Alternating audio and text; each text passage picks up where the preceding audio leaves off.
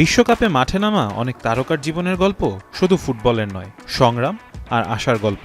জার্মানির defender Antonio রুডিগারের পরিবার Sierra গৃহযুদ্ধ থেকে প্রাণ বাঁচাতে পালিয়ে জার্মানিতে আশ্রয় নিয়েছিলেন।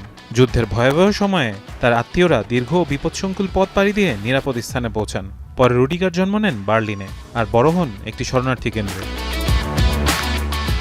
একইভাবে কানাডার অধিনায়ক আলফান্সো ডেভিসের পরিবারও লাইবেরিয়ার সংঘাত থেকে পালিয়ে ঘানার একটি শরণার্থী শিবিরে আশ্রয় নিয়েছিলেন। আজ তিনি বিশ্বের অন্যতম সেরা ফুটবলার।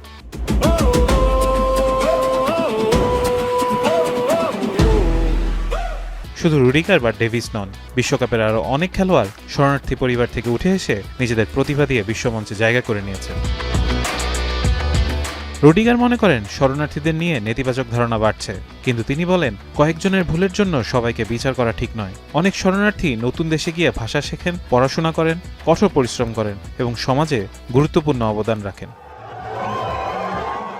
শুধু ফুটবলার নয়, আফ্রিকার দেশ কঙ্গোর সাথে পর্তুগালের ড্র দেখে হেসে খেলে উৎসব করেছে কঙ্গোর প্রতিবেশী দেশ বুরুন্ডি। রুতানার এক রিফিউজি ক্যাম্পে একজন শরণার্থী বলেছেন, ফুটবল শুধু তাদেরকে আনন্দ দেয় না, বরং তাদের মনে বিশ্বাস যোগায় তাদের কষ্ট একদিন শেষ হবে, তারা আবার ঘরে ফিরবে।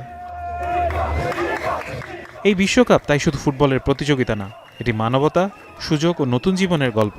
রুডিগার ও ডেভিসের মতো তারকারা প্রমাণ করেছেন নিরাপত্তা ও সুযোগ পেলে শরণার্থীরাও একদিন বিশ্বের সর্বোচ্চ মঞ্চে নিজেদের পরিচয় তুলে ধরতে পারেন। ফারহান ইহসান, এখন।